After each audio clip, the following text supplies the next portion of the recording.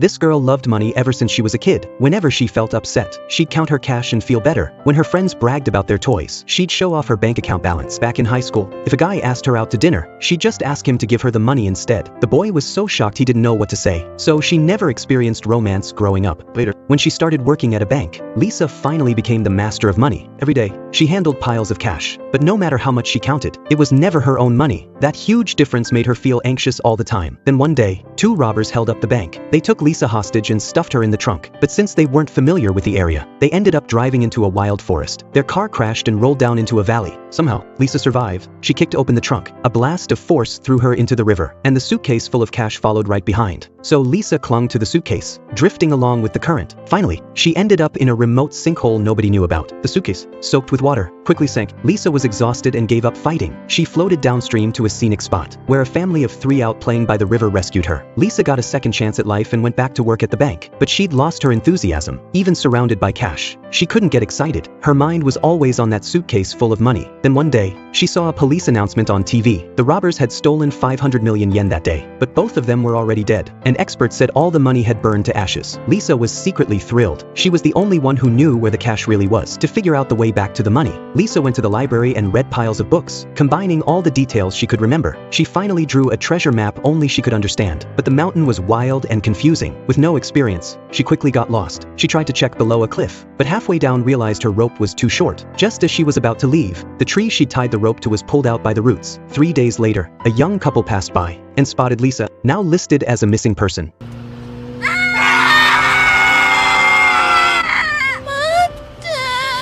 That's how Lisa was saved. Her family came to get her. Her mom fainted as soon as she saw her. Lisa's body survived, but her spirit was broken. She spent over a month lying in bed, not getting better. Even her mom knew she was faking. Then she saw a documentary on TV. A college professor was exploring the very forest where the money was hidden. Lisa suddenly had hope again. She packed her bags and set out, her eyes full of joy. But when she got to the university, she found it was totally run down. She asked an old man where the geology department was, but he was hard to talk to. After asking around, she realized that old man was actually the professor. Lisa immediately showed him her map and asked if he could take her there. His assistant joked that exploring the wild required real skills. No outsiders were allowed. じゃあ、ここでちゃんとした勉強したら私も行ける？いけるいける。本当？